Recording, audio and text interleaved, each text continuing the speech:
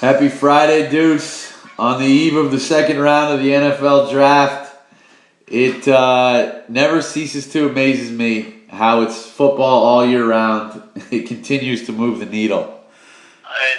It dominates. It doesn't take a season off, and yet we think we know what's going to happen in the draft, and every year it seems like it zigs and zags, and it's why it's so popular, I guess.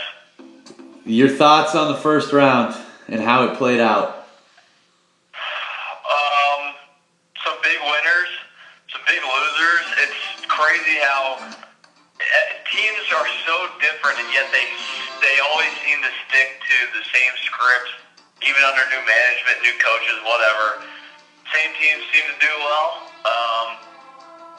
Bunch of surprises this year, but the big loser of the draft to me was whoever was making the hats that go on the draftees, because they were some of the cheapest looking things I've ever seen in my life. They were pretty awful. I would agree with that. They were atrocious. Well, let's start right at the top. Quarterbacks always going to move the needle when it comes to the draft. We graded them out yesterday. It's posted on the website. Now that we know where everybody's ended up, give me the order in which the quarterbacks landed in the best spot. I mean, it's hard to argue that Lamar Jackson didn't end up in the best spot just because he probably goes to the best team/organization, most stable, I guess I should say. I think John Harbaugh is proven to be one of the better coaches in the league. He's not particularly a quarterbacks guy, but I have more faith in that organization to build a roster than I do the other teams where the quarterbacks went. So I'd probably go Lamar Jackson as the top. Interesting. What has changed for you on Lamar Jackson? Because I'm still down on Lamar Jackson. Yeah, I'm not a guy that thinks he was someone that was passed over unrightfully so. I mean, he put up huge numbers in college, but I think we've seen this a million times where the kid's not very accurate, and he gets to the NFL, and he's like, holy crap, these guys are really fast. And, can't make the throws that are needed to win games. He's not built like Cam Newton where he can take that sort of punishment. So I think all this stuff about, he's the fastest quarterback I've ever seen. I mean, there's some Michael Vick in him in that regards, but not sure you can really sustain a career and win consistently doing it all with your legs. And he's definitely not a good enough passer yet to be a starter in the NFL, in my opinion. I'm just going from strictly what quarterback went to the safest, most stable organization. That's why I had him in the best fit. They're probably closer to winning than the Arizona Cardinals, but I thought Josh Rosen ended up in the ideal spot with Mike McCoy. He's proven he can win with... that would have been my top. I just don't love their roster. Fitzgerald's 36, I think? 35, something like that. So he's on his way out. David Johnson, really good player, coming off a season-ending injury. Other than that, though, their offensive cabinet is pretty bare. Other than Fitzgerald, the receiving corps is pretty weak. Their offensive line is not great. So I like the fit. I think he needed to stay west or somewhere like Arizona. I thought New York would have been terrible for him. So in that regard, I like it, but I just don't know about the talent that Arizona has. Let me hear your thoughts on the Giants getting Saquon Barkley. We both thought he was one of, if not the best talent in the draft. But given the Giants' position, do you think they made the right pick? Yeah, I don't mind it. You can argue quarterback, I guess, with Eli's diminishing skills. And I don't think it's all been Eli's fault, but I do think some of it's been Eli's fault. If you look at some of the throws, they're pretty bad. I'm okay with it just because I thought he was the best player in the draft. I'm not a huge Dave Gettleman fan. He kind of lives in the 1940s when it comes to picking football players, so this one kind of fell into his lap. I don't fan, I wouldn't feel good about the future with him as the GM. But I'm okay with them taking Barkley there. Do you think? I mean, he's an upgrade over Orleans Darkwa, right? No doubt. I'm not a Darnold guy, but I thought Darnold may have been the pick there for the Giants. Eli probably has 2 years left, and then what? Yeah, obviously these guys look at more than we do, and they're looking further into the future, so maybe there's somebody that they like next year that they think they'll have a chance at.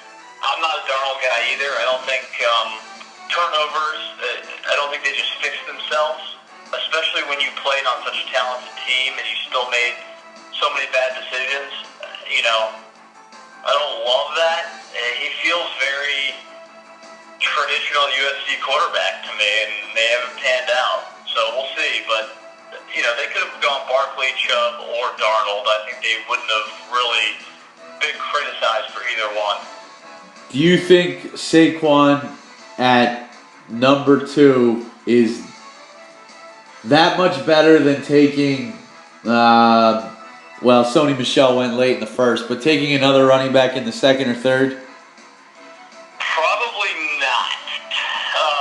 I think running back is more important than it has been the last 4 or 5 years. I think we've seen a little bit of a resurgence of it. But if you're asking me if I can get Nick Chubb at pick 65 or Barkley at 2, I think I would rather have Chubb at 65. And the story's never come out. Who knows? I thought the Giants would have been better served taking a quarterback or trying to trade down and getting Quentin Nelson. Their O-line has been a disaster. Yes. I really like that call that you just made. I think they could have gotten a haul for that 2 pick once Darnold was available. I thought Denzel Ward was a talent. I was a little surprised the Browns took him at 4. Your surprise level? Maybe 6 out of 10. I would say so. It was a surprise, but I did see his name pop up a few times. You know, he was in their backyard, so I'm sure they saw a ton of them. And I know we both liked him. I think it was I never liked picking strictly off need, and I think they might have done that. Their back end is pretty poor, and they have Myles Garrett already, so I'm assuming they were thinking, look, we have 0 cornerbacks. We at least have 1 pass rusher. We need to upgrade somewhere. To me, that's playing defense a little bit too much when you can make 1 unit on your defense great versus another one just upgrading to average still. I think you hit it exactly. My thought is that you can never have too many pass rushers. You can get away with average corners if you have a great pass rush. Exactly. How lucky is Denver to get Bradley Chubb? Reports are that they had a trade in place with Buffalo when they were on the clock, and when Chubb fell, they called Buffalo and said, "Sorry, deal's off." So obviously they were ecstatic, and I think it's a great pick. It touches on just what we were talking about. It brings that defensive line back to that elite level when they won the Super Bowl, and frankly, that's pretty much why they won the Super Bowl, right? I mean, they were nasty a couple years ago. Yeah, you certainly need a pass rush with the quarterbacks in the AFC West now. Love that pick for Denver.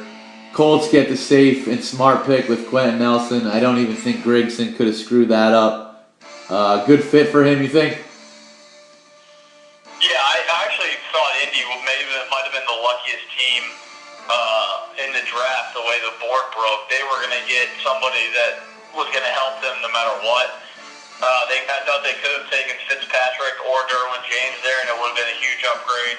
I know they took Hooker last year, but they really only have, if you look at their defensive roster, Hooker and maybe 1 or 2 others are, pen them in as starters. The rest are pretty shaky, so Nelson I thought was a home run pick for them, but I thought they could have picked defense and still been home run type pick, so like you said, I don't think Grigson could have screwed that one up, even if he was picking.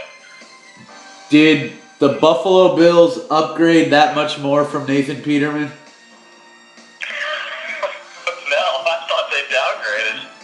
I don't get it. I honestly don't get it. I'm with you. I mean, I understand the kid throws the ball 80 yards. Great. I mean, who cares? I'm with you. Give me a guy that can throw it through a window, but can only throw it 40 yards any day of the week. It leads me back to the Baltimore fans who talked about Kyle Bowler being able to throw it 80 yards from his knees. Yeah, and that's what it reminds me of. Kyle Bowler, Jamarcus Russell. The list goes on. The huge arms that can't throw the ball to something. I'm with you. Go watch some film. He was having trouble throwing swing passes if he was out of rhythm at all. It's something that not Baker Mayfield all you want. From 30 yards, Baker Mayfield was more accurate than Josh Allen is 5 yards away. I thought the Bears got a steal getting Roquan Smith at 8. Should fit that defensive front seven beautifully. Yep. Plug and play from day one. 3-down linebacker, nasty, kind of fits the city. I thought it was perfect. Good protection for Jimmy G getting McGlinchey at 9 for the Niners. Did you think that was a little early for him? I did. I thought it was maybe a pick or two too high, but the Niners did need offensive line help. I just don't think he can play left tackle in the NFL. I only watched a few Notre Dame games this year, but to me he looked more like a right tackle in the NFL. Did the trade go through with New England? Yes. Yep. Well, it seems like that's the reason he became expendable. Yep. They must be really high on McGlinchey then.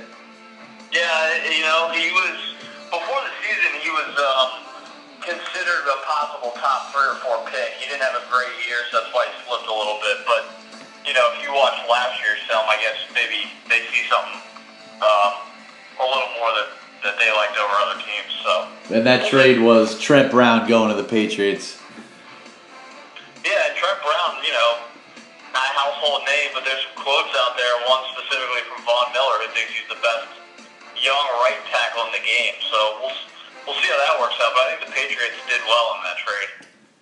Thoughts on Minkah Fitzpatrick going to Miami? Maybe I'm crazy. I'm not sure about him as a pro. Seems like a tweener to me. I'm not sure if he's fast enough to really cover on the outside. He might be one of those good slot kind of safety corner combos. He played well in the box in college. Not sure he's big enough to play in the box in the pros. We'll see how much weight he puts on, but I don't know. Safe, I guess is the word, but at 11, how safe do you want to get? You summed up my exact feelings. I've been back and forth on Fitzpatrick, and the more I think about it, the more I'm exactly what you just laid out. I think he's a great college player. I don't know if he's athletic enough to play that position in the pros.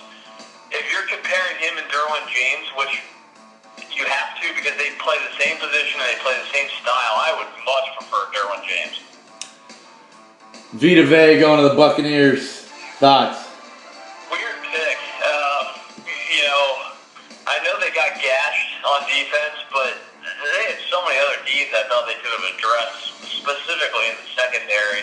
I don't know. Helps Gerald McCoy, but kind of a weird pick. Derwin James or Tremaine Edmonds, I thought, would have been the pick here. Yeah, I thought James was a shoo-in. I thought they were going to take him if they had stayed at 7. Yes. How surprised were you that he fell to 17? Very surprised. Haven't seen anything negative about him, personality-wise or off the field issues, so I'm not really sure why. I know he didn't have the year people expected him to have, but still. The picks at 16, 17, 18, Tremaine Edmonds to the Bills, Derwin James Chargers, as we just talked about. Packers getting Jair Alexander. I thought those were 3 great value picks for where they got those guys. Probably the best 3 picks of the first round, in my opinion. Outside of the, Quentin Nelson, Nick Chubb, those were steals. Your thoughts on the Hearts getting Daron Payne?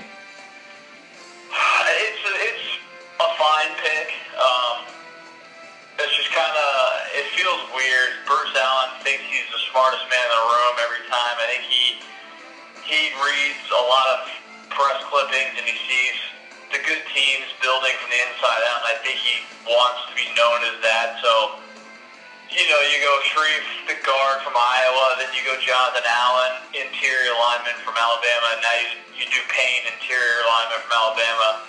Just feels phony. Payne's a good player. I really like the fit next to Allen, but all these kids will be wasted because they suck anyway. Your thoughts? Do the Saints give up too much to move up to 14 to get Davenport? Way too much. Maybe he's good, maybe he's not. I think he's a little bit of a project.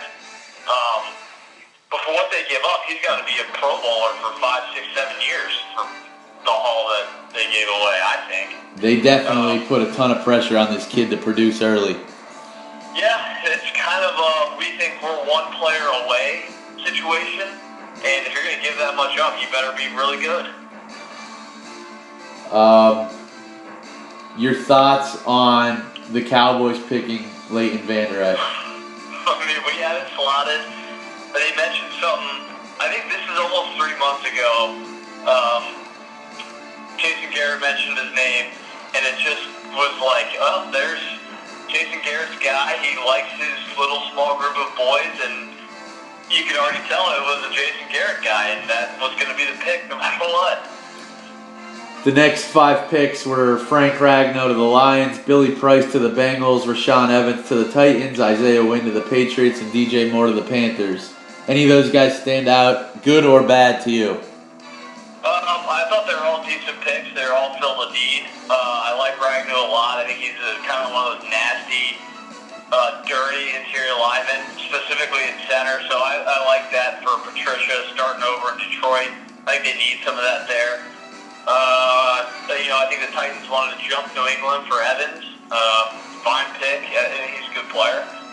Thought New England addressed the need with the guard from Georgia. He's a good player. I really like DJ Moore to Carolina. Maryland football is not very good. They were playing with 4-string quarterback, and DJ Moore still produced. I think he's going to be really, really good in the next 3 or 4 years. The next 3 picks were very head-scratching to me. Ravens taking Hayden Hurst, Falcons, Calvin Ridley, Seahawks, Rashad Penny. Yeah. You disagree with any of those? Fine player. He's 25, though. Maybe I'm missing something, but aren't you wasting 4 years already if you're taking that guy in the first round? I don't know. It seems a little weird to me, especially after they took Max Williams 2 years ago, I think, in the 2nd or 3rd round. So that one's weird. The Ridley one, not really a position of need. We looked into it a little further. Gabriel left for Chicago, and Sanu has an out in his contract after next year, so I'm assuming Atlanta was looking ahead. But, man, they got some holes on defense I thought they could have filled. And I liked Rashad Penny. I just thought he was going to be there at pick 50, not 27 or whatever it was. I would agree. Back to Hurst for a second. How much of an impact does he make in the first year at the Ravens? If he starts, I actually think he could be good because Joe Flacco is so bad that he'll look for him every play. So there's a lot of dinkers, a lot of dunkers, those 10-yard, kind of tight end curls. Flacco loves to use a tight end, so I think it helps Flacco in the short term. But, he'll be 25 when the season starts. Let's say, you get him on his rookie deal for 4 years. He's approaching 30 already for a second contract. That just, I don't know, doesn't seem like great value in the first round for that. An impact player, the likes of Gronkowski, Zach Ertz, Jordan Reed when healthy, that type of tight end? I prefer Gesicki from Penn State. See, that's what I was trying to get to. Who's still on the board? Was the Ravens make 2 first-round picks, and neither, maybe Jackson pans out down the road, but neither are impact players for the next year or so. Yeah. I keep seeing that they won the first round. I don't want to get too far down this road, but I can't help but think that some of that is a little bit of ESPN media spin Lamar Jackson hype. It's weird how all of a sudden the Lamar Jackson train got rolling because everyone felt bad for him. I don't really understand it. The next couple picks, Steelers take Terrell Edmonds, safety Virginia Tech. Jags, Taven Bryan, D-tackle Florida. Vikings take Mike Hughes, corner from Central Florida. Any of those stand out to you either way? Edmonds was a reach. I thought he's athletic, but I don't know if he's ready to play in the NFL. I watched him a couple times. He's absolutely smoked this year. Hughes is an interesting pick. Zimmer loves drafting corners. He's very talented, but he's had some issues. Weird stuff. Transferred twice or three times, I think. One of the times he transferred, he didn't enroll in classes on a certain date, so he got kicked out of school. So a roll of the dice, but pretty talented kid at pick 30. Patriots take Sony Michel at 31. Your thoughts, considering the injuries report that we've heard on Michel? I like Michel. I think he's pretty undervalued. It gives Brady a weapon. I still think they needed to address the other side of the football. Scoring points wasn't their issue this year, so yeah, even though they lost Deion Lewis, but with James White, Rex Burkhead, and a couple other guys still in tow, I'm a little surprised they took him back that early. That's exactly my thought. With the running back stable they've had and the way that Belichick has just plugged and played with running backs, I was very surprised at this pick. I like Michel. Yeah, it's not a knock against Michel. Correct. Just turn on the Alabama game or the Oklahoma game. He was unbelievable, but take someone on the other side of the ball. Their defense was an absolute sieve all year last year, so. Yeah, with I don't really understand it, but with the running backs you mentioned, plus Gronkowski, Amendola, Edelman, Amendola left, correct? yes. So Edelman and Gronkowski, how many touches is Michel really going to get a game? That's kind of what I was at. First round pick, if he gets 10 touches a game, you're not really getting much value. Your biggest winner for the first round? I struggled with this one just because there's a couple obvious ones. But I'm actually going to go a little bit off the board here. Because, I think saying the Broncos getting Chubb is too obvious. So I'm going to go Packers, who got a 2019 first rounder, just to move back and pick Alexander, who we thought they were going to get at 14. So anytime you can do that, I'm on board. I had a star next to them. As you said, it would be easy to say the Colts or the Broncos or the Bears getting those guys. I thought the Chargers, one pick ahead of the Packers, got amazing value with Derwin James. Yeah, I have them circled. I think it's a perfect fit. And whenever you get that perfect fit at 17, you're a winner. Your biggest loser from the first round. Look, I love the second pick. I love Tremaine Edwards' pick. But if you're going to draft, give up 2 seconds to go get Josh Allen, you're a loser in my book. I'm just going to ride it until I'm proven he's a Pro Bowler. I think the kid stinks. It had to be them or the Saints. It was a toss-up for me, just for how much the Saints gave up. Yeah. I had a couple teams, I didn't really get the Niners picking McGlinchey that early. The Dolphins were they got Fitzpatrick, but I'm down on him. So there was a couple, the Cowboys that had other needs. But you gotta go with the Bills. Yeah, I would agree.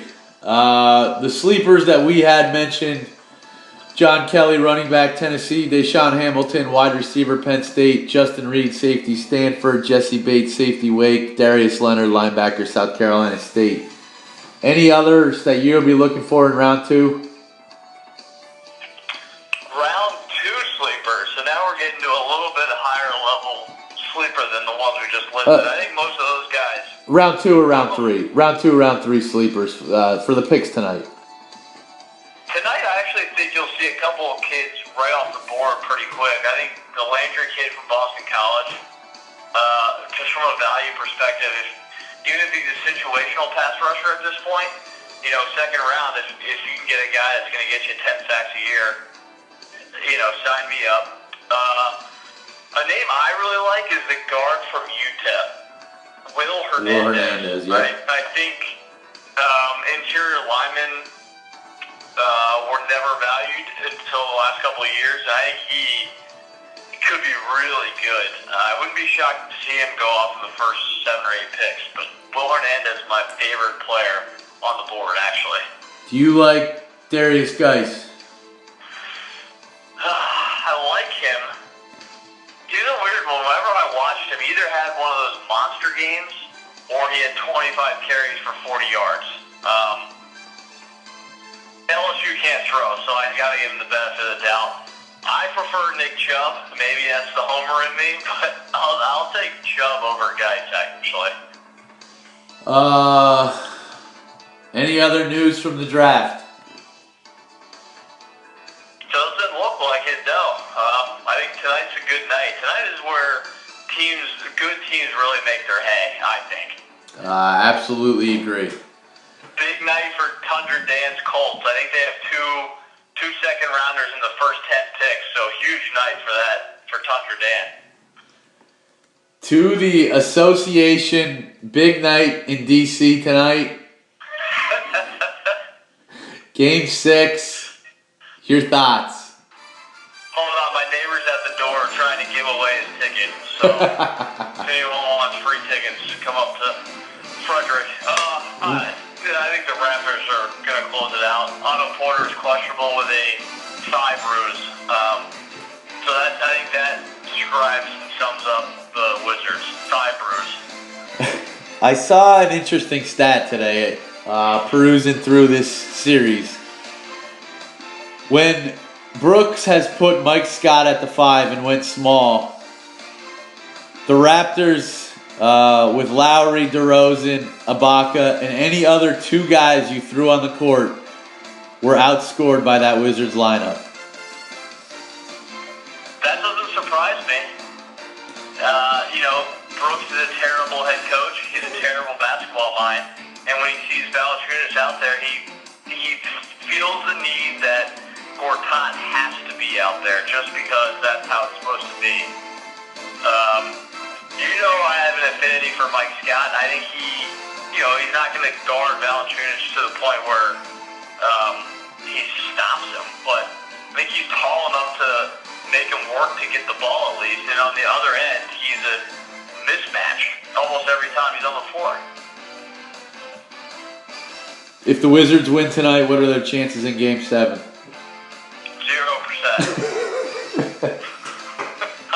I'm not joking. You're laughing. There's no way they can win. Their team stinks. They don't have that killer instinct at the end of the game. They should have won the other night, and I think it just was a torpedo that they got outscored 16-2 in the last 5 minutes. How much pressure would there be on Toronto if this does get to a Game 7? Especially... That's the one, kick in the Wizards' favor if they somehow won tonight. We would start to probably see some articles and tweets about DeRozan and Lowry's playoff history. DeRozan's been awesome this series, but if it does get to that, we'll see. There's got to be a little bit in their head if that happens. You think the Raps close it out tonight? I do, yeah. I mean, if Otto Porter doesn't play, they have limited guys that can score, especially from deep, and he's one of them. So if he doesn't play, I don't really think they have a chance. You'll see more Oubre, who's okay, but hasn't had a good shooting series. They just can't stop Toronto. Toronto's killing them on the pick and roll. They can't stop DeRozan. He's a mismatch. I think Toronto wins a close game. In Indiana, they try to stave off elimination, force a Game 7 with Cleveland. They're a 1.5-point favorite tonight. How do you think Game 6 plays out? I have not had a good feel for this series. When do they start doubling LeBron? What's the point of not doubling him? I am shocked at the defense that they played on that last play. How are 2 or 3 guys not running at LeBron? Not only that, they had a foul to give as well. Yeah, I don't know. I would have tackled him, I think. I guess they were scared of him getting a call, kind of a bang-bang call on shooting free throws. I don't know. But I think if I'm Indiana, I come out and I put 2 guys on him, and I let whoever you want take open jump shots all night. My question is, the Cavaliers have committed to pressuring Oladipo when he crosses half court with 2 guys to make him give it up. Yeah. The Pacers have continued to put either Miles Turner or Sabonis at the foul line to catch that pass from Oladipo immediately. Why not put a guard or somebody who could shoot there to force the Cavaliers to come out of pressuring Oladipo to let him get into the flow of the game? This is going to sound crazy, but I think they should put Lance Stevenson there. Somebody who could at least be a dual threat guy. I think Stevenson is kind of one of those guys that plays bigger than his size, and he likes that little mid-range shot. I honestly think he could be successful there. You've seen it work, though. What the Cavs are doing, Oladipo's been terrible the last few games. They've got to change something. I agree with you. Miles Turner's been pretty disappointing. The crazy thing to me is Oladipo's been very, very non-existent since Game 1, and the Pacers should be up 3-2. Yeah, I mean, it was 2 of 16 last game. After Game 1, people were saying he's one of the top 20 players in the league, blah, blah. I think he's a good player. I never thought he was the A star for a winning team, though. I think he is who he is. He's one of those, he's John Wall, Brad Beal level star, not LeBron James, Kevin Durant level star.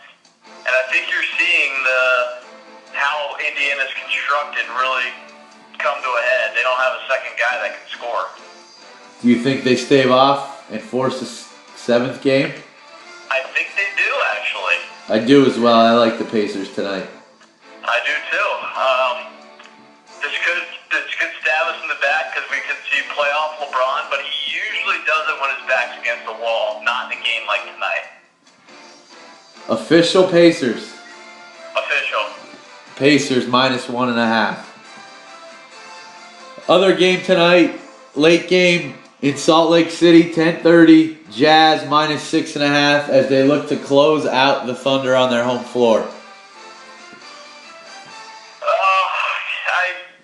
The Jazz are clearly the better team in this series. It's crazy how talent versus team works. Russell Westbrook tried to prove a point last game. He came out, he scored 45, blah, blah, blah. I like the Jazz tonight. I think that stadium will get to force Russell into thinking he can do the exact same thing. Scoring 45 and having the media saying he's back is probably the worst thing that could have happened for the Thunder. It'll take Paul George out of the game, and you'll see typical playoff Westbrook where he just collapses in the fourth quarter. Any ill effects for the Jazz blowing that 25-point lead? It did seem like Donovan Mitchell was a little shook up. Not physically, just kind of in shock that it happened. I think going home, though, I have a sense they'll be okay.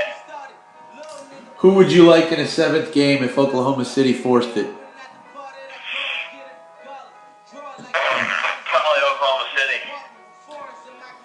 How much? I think this might be a must-win game for the Jazz. Donovan Mitchell should and is getting all the praise, but I have thought the difference in the series has been Rudy Gobert forcing. He's really good for a position and a style of player that we don't see very much anymore in the league. He's on the floor on defense. It's almost impossible to get a shot off in the lane.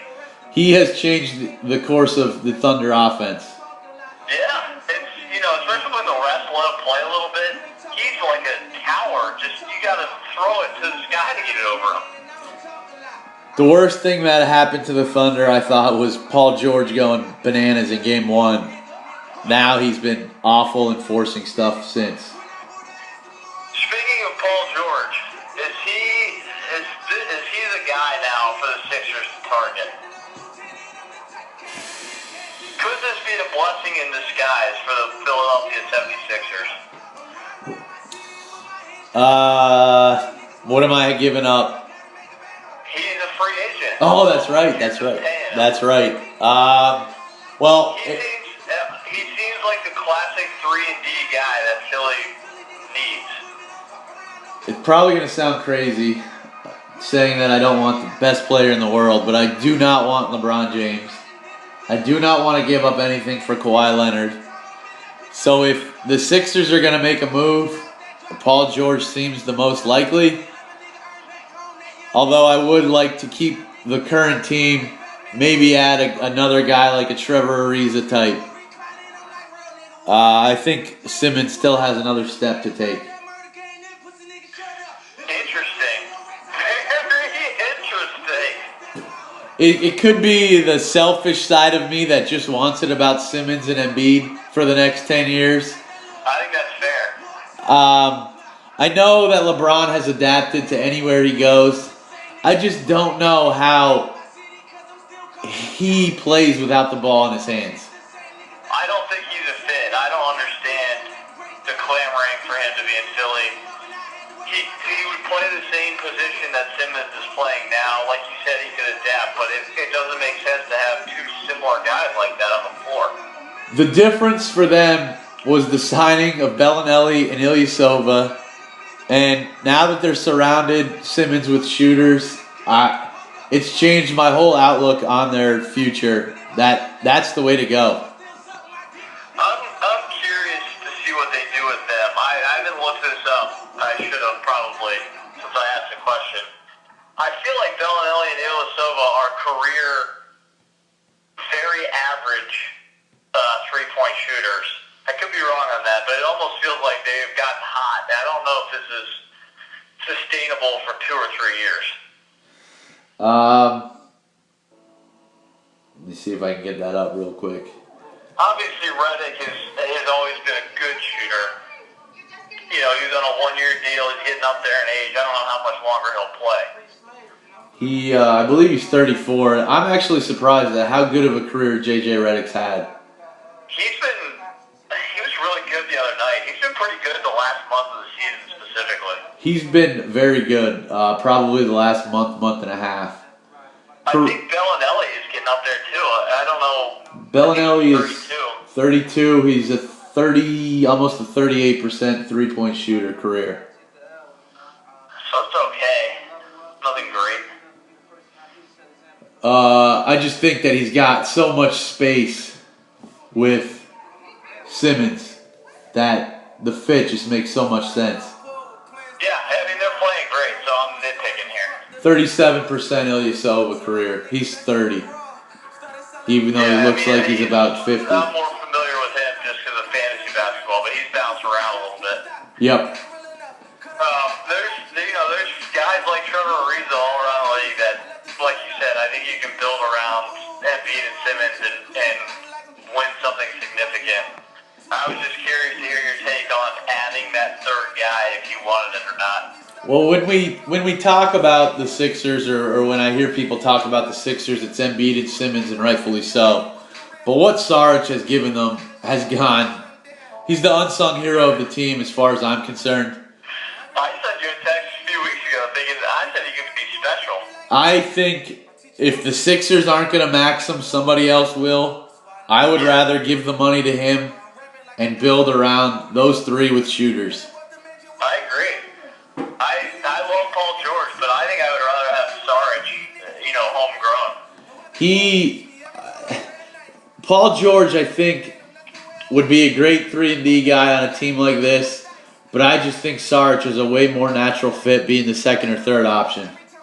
Yeah, obviously George comes in, he wants to be the man. I think that might mess up a little of the chemistry too. I would agree. We have the Sixers plus 1,800. How are you feeling now to win the East? I feel great.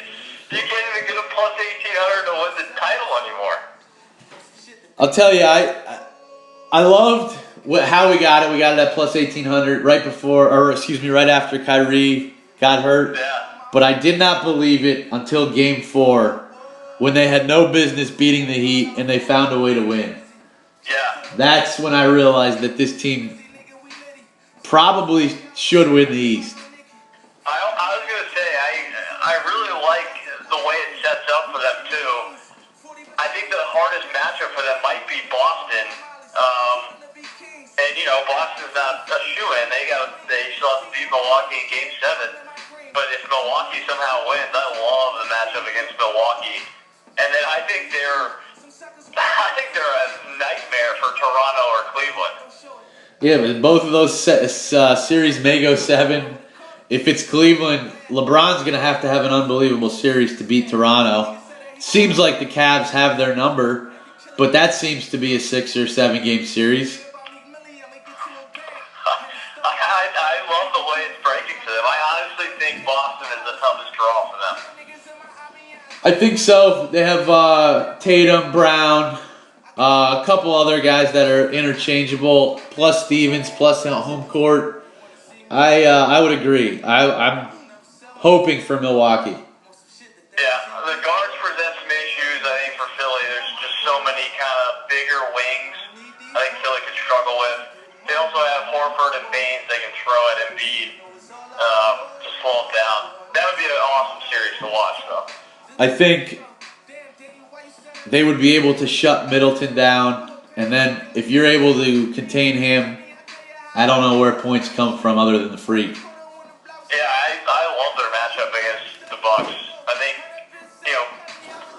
as good as Freak is, he gets most of his points inside of 15 feet, and when it beats in the game, those are much harder to come by. I think Simmons could absolutely shut down Middleton. I've watched a good amount of that series. What are your thoughts on Giannis's performance in this series? He's been really good at points, and then the other night he just disappeared. He's not a point guard like Simmons is, but he's kind of built the same way where they don't score outside of the basket. He's got to develop something to prevent teams from going under pick and rolls or sagging off of him, especially with the roster around him. No one can really score. I mean, their outside shooting outside of Middleton has been atrocious. He's got to develop something. I know he's young. He hasn't played basketball that long, but, this is the time. Celtics are minus 4.5 tomorrow night in Game 7. Your pick there.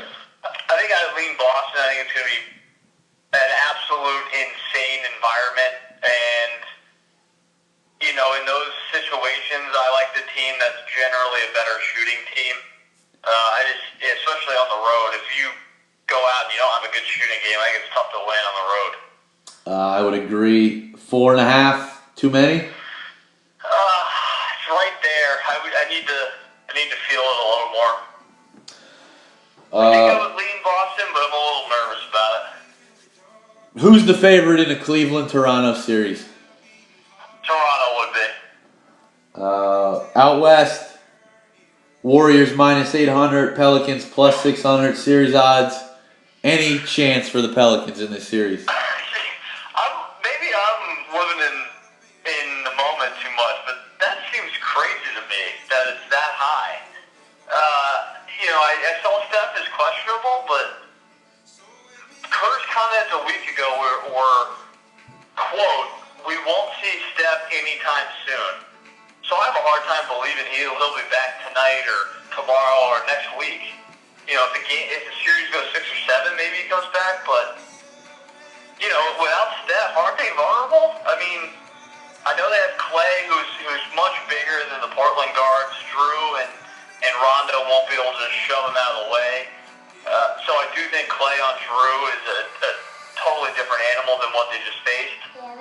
But it's not like the Warriors have tons of guys that are going to cover Anthony Davis. They'll throw McGee at him, but Durant's not covering him.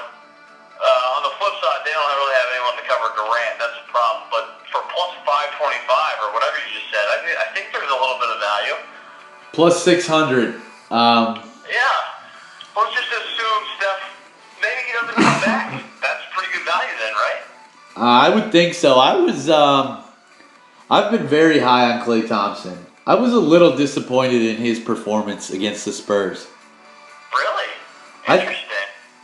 he had a couple good quarters, and there was no chance the Spurs were going to beat them. But in Game 4, I thought he shied away a little bit in the fourth quarter when the Warriors needed him. Huh.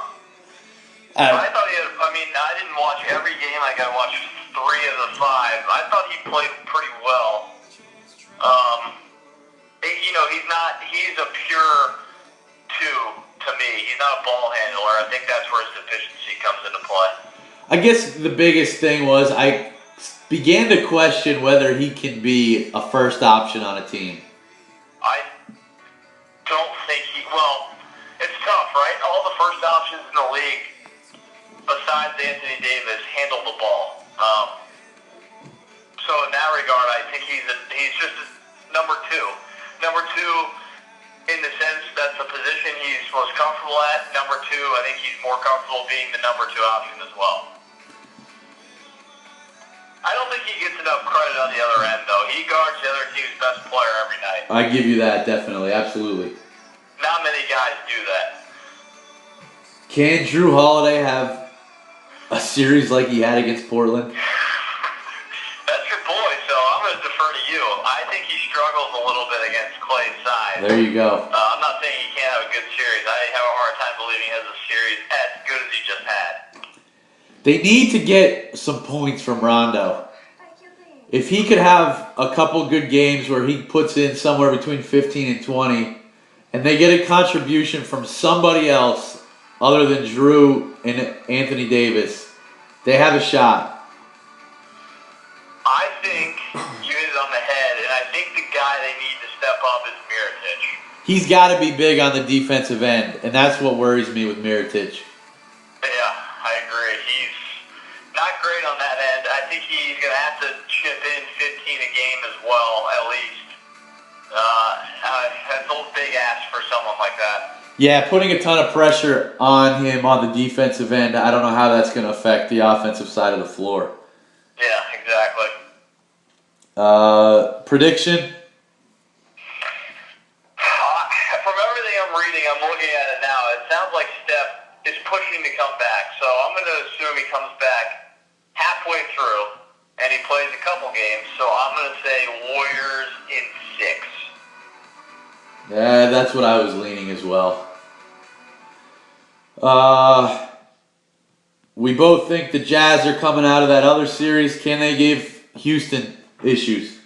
I do think they can give Houston issues. I am not impressed with Houston. The Timberwolves are a AAU team. Houston was not impressive to me at all. I don't know. I think they're vulnerable. I'm with you. The Jazz play the brand of ball. If the refs let them play, don't let Harden get away with those bullshit lean-in calls. I think the Jazz can steal at least 2, maybe 3 games and make it a real series. I knew San Antonio was awful. I knew Minnesota was inconsistently awful.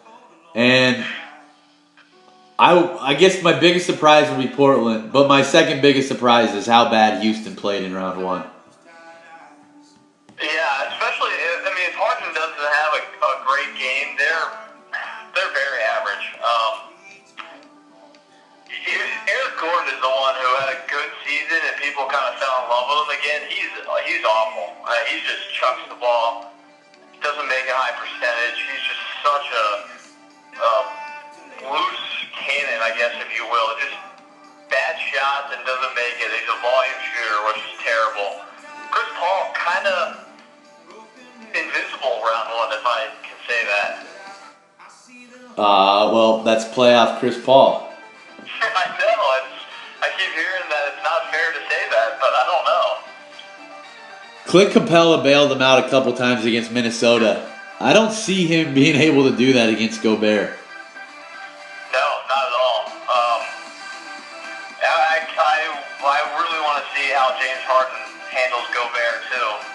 Harden, gets a ton of points in the paint, goes to the line a ton. Be interested to see how he handles that. Maybe this is outlandish, but I thought Jeff Teague outplayed Chris Paul last series. I thought so as well. He was the only guy in Minnesota that played well. I think that the key to Utah giving them issues is going to have to be Ricky Rubio playing like he is right now. I don't think I've ever seen Rubio play at this level. Yeah, I think that's a really good point. He's had a great series so far, especially against someone like Westbrook, who should be able to just manhandle him. He's really held his own. Yeah, and I think the Jazz would have a huge coaching advantage as well. Yeah, no shit. Jazz are -6.5. I don't think we went over that. They cover tonight. Wow, that's a big number. I don't know. That's too many for me. So are we gonna get Rockets Warriors? Let me just step back a little bit. Is that 6.5 almost too many where it wants you to take the Thunder? All of a sudden I feel like maybe that's what that is. That's the way I feel. And then I'm on the Jazz. I think I just got tricked into liking the Thunder because there's too many. I think you hit it right that if the Jazz can get off to a decent start tonight, you're going to see Russell Westbrook do Russell Westbrook playoff things, and it's going to be a double-digit win for the Jazz. Oh, man. I'm going to hit record immediately then. I love when Russell Westbrook, 100-mile-an-hour Russell Westbrook does playoff Russell Westbrook things.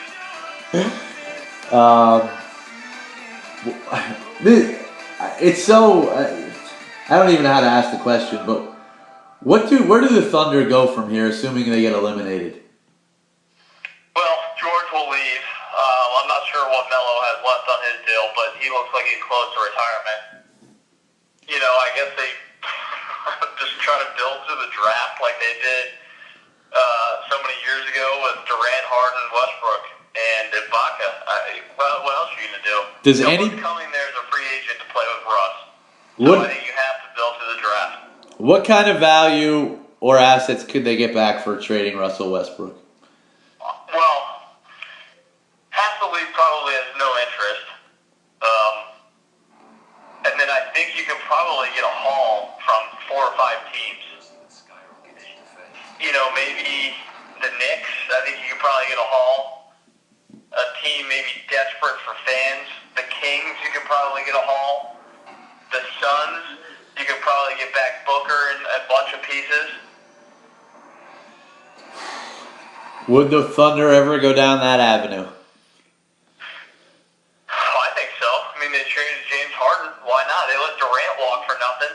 I think that's an avenue that they've traveled plenty of times. I think that's the move. I don't think they do it, but I think that's the move. I think it's almost time to start over.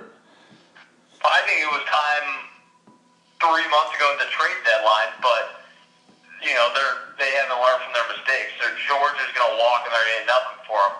They could have at least gotten something, maybe a first-round pick that's in the 20s. But these days that's somewhat valuable in a trade package like Russell Westbrook. You throw him in with a first-rounder, you could get a massive haul back. With the family situation, with Kawhi appearing to be on his way out, Spurs very old, does Pop coach again? I gotta trust, the people on TV that are close with him that say he'll definitely come back. Ginobili sounds like he's leaning on playing one more year, which is shocking. But if Kawhi's gone and Parker retires, and I don't know, he seems pretty old to be even contemplating it after this. My gut says he will, just because that's what he loves to coach. But I don't know. I wouldn't be shocked if he doesn't. Yeah. Touched on the Blazers. He's got nothing left to prove, that's for sure. Touched on the Blazers briefly. Where do they go? Well, we talked about this at the end of last year. I think both of us think the same thing. We love Lillard and McCollum individually, but together, it's kind of hard to lure free agents to Portland, which is fine. They built a decent team. But in the playoffs, when you have two guards that are 6'3" and weigh 200 pounds soaking wet, teams are just going to pick on them. And the Pelicans, one of the better pick-and-roll defensive teams, made it like miserable for them. Absolutely were in their grill. And kind of what we predicted, they were forced into those 30-footers, and they didn't make a bunch of them.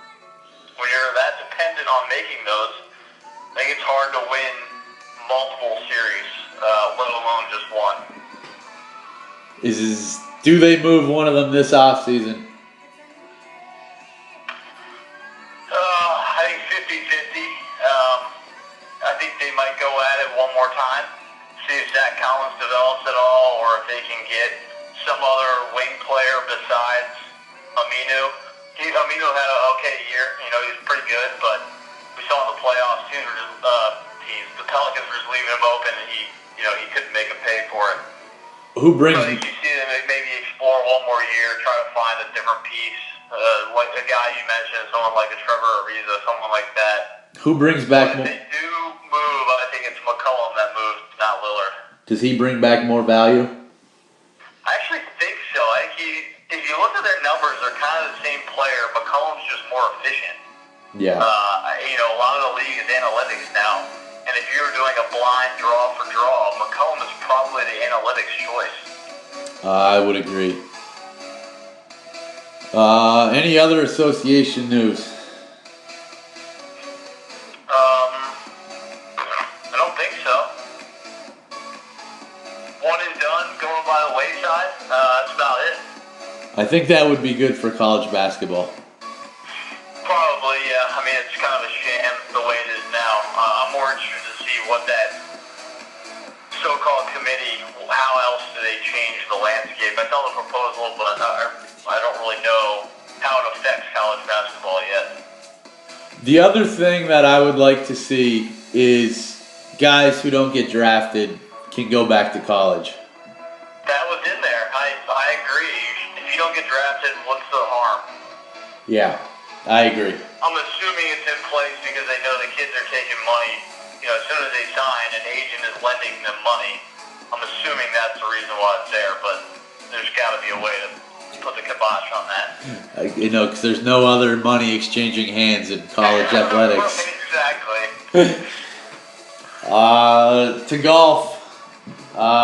Zurich Classic. Any news from New Orleans? You know, this is a fun format. I actually like that they did this. Last year was the first year. 2-man teams, and they have a better ball and an alt shot format. Thought they made a mistake this year, though. The fourth round is going to be, today and the fourth round are going to be alt shot. I think from a TV perspective, alt shot is so difficult, you're going to see a ton of pars on Sunday. I like to see better ball on Sunday where teams are shooting 60 and the leaderboard is constantly flipping. And if you're 5 back with 5 to play, you can still win. I think they made a mistake making alt shot in the final round. I bet you they change that back next year. Any surprise that Tiger will tee it up next week? I'm going to say a mild surprise just because I know he said he loves Quail Hollow, but he hasn't had a ton of success. Even when he was at his height, not a ton of success at Quail Hollow. So a little bit surprised.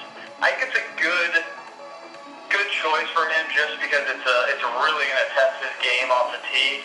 It's a place where you can't hit a ton of 3-woods. You got to hit 6, 7, 8 drivers at minimum. So I think it's smart from his perspective to test where he is going into the U.S. Open. Players the following week, and then Memorial at the end of the month. So May, a good month for the PGA. This last year for the players in May moves to March next year, and we see the PGA Championship move to May next year. Do you like that change? I do, actually. I think the PGA needs to do something. You know, it's fun, and if you like a major where par doesn't matter, and that's the identity, I guess. But I think they needed some sort of shake-up, and I think Bethpage in May is a good first step. Do you foresee? The weather might be a little suspect, but I think it's good. Do you foresee any changes to the schedule for August then, being that there'll be no major in August, and you really won't have anything from the British until the FedEx Cup? Yeah, my guess is that they might have done that to entice players to take August as their break. The WGC Bridgestone will be, I don't know if it got a new name, but it'll be moving to Memphis, TPC Southwind. It is no longer going to be at Firestone, which I think is a good change as well. I think you're going to see players not skip the FedEx Cup playoffs. I think you'll see them take more time off in August. I think all of this was kind of geared around that. FedEx is obviously the biggest sponsor for the tour. I think when you're seeing big names skip their flagship playoff events, it was a big problem. And I think that was communicated to the tour. And I think they're making changes because of that. Any other golf news? Brandon Matthews kind of grind out a career for himself down there on the web.com tour. He's a good week this week, and I think he might have a chance on a pretty tough golf course. 3 weeks away from the 5th major. Yeah, I'm surprised we haven't seen any early odds on that yet. I think by next week we might be able to get something posted on the board for people to bet on after maybe getting some chatter of where people's games are. Great job by you today. Great job with the draft. We'll be back next week to break everything down. More association talk. Wells Fargo next week.